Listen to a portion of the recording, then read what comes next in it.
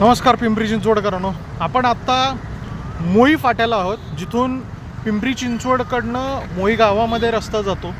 आणि मगाशी ज्या सेंट्रल इफ्लुएंट प्लांटचा आपण बोललो होतो, त्या सेंट्रल इफ्लुएंट प्लांटच्या मधला जो डिस्चार्ज आहे हा बघा, हा थेट चालला आहे माझ्या इंद्रायणी मातेला. मला इथे परत एकदा संजय कुलकर्णींना आणि आयुक्तांना एक सिंपलसा प्रश्न विचारायचा आहे. इंद्रायणी प्रदूषणाला जबाबदार कोण आहे? आज चिखली कोदळवाडीवरती कारवाई होऊन बरोबर 2 महिने झालेले आहेत. असं असताना देखील हा सगळा अनट्रीटेड इफ्लुएंट म्हणा, सिवेज म्हणा, हे सगळं पिंपरी चिंचवड महानगरपालिका सोडतीये.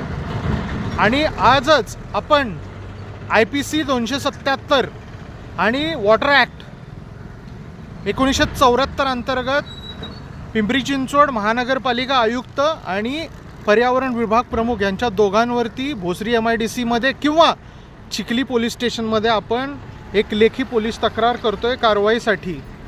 हे बघू शकतो, हा जो स्पॉट आहे ना, हा स्पॉट आहे ना, हे प्रदूषणाचं एक अनोखं कॉम्बिनेशन. तुम्ही फक्त हे बघा, हे बघा, हा सगळा कचरा, ही माझी इंद्रायणी माता, हे सगळं चाललं आहे. हवेचं प्रदूषण तर आहेच, हायवा सगळं चाललं आहेत. आणि रस्त्याच्या पलीकडे फक्त बघा कशा पद्धतीनं हे सगळं प्लास्टिक टाकून देण्यात आलं आहे. बघा, इथं धूळ तर विचारूच नका. पण हे पलीकडच्या साईडला जे प्लास्टिकचं प्रदूषण आहे ते फक्त बघा. हे बघा कशा पद्धतीनं हे इंद्रायणी नदीचं पात्र आहे.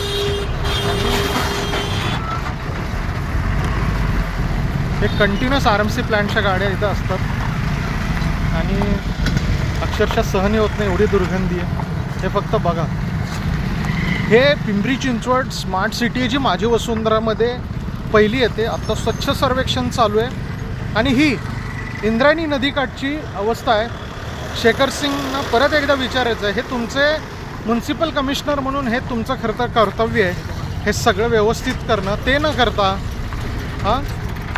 बाकीच्या सगळ्या गोष्टी, नदी सुधार, मग कुठे चिखली कोदळवाडीवरती खोटी कारणं सांगून कारवाई करणं, हे सगळं त्यांना जमतं आहे. पण जे पालिकेचे मुख्य कर्तव्य आहेत ते करायला जमत नाही. अक्षरशः श्वास घ्यायलाही त्रास होतो, एवढी सगळी धूळ आहे.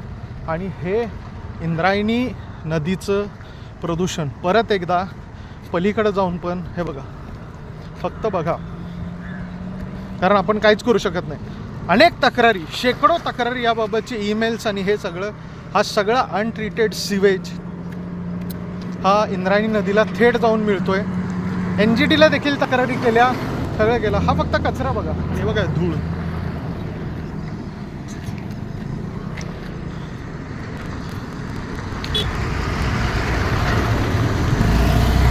फक्त धूळ बघा.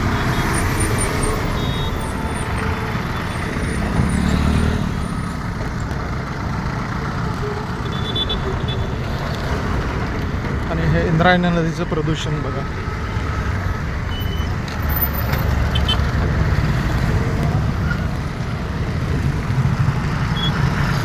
बहुतेक दिसत असेल माहीत नाही, थोडासा कॅमेरा किंवा मोबाईल गरम झाल्यामुळे थोडासा व्हिडिओ अडकतोय, पण ठीक आहे.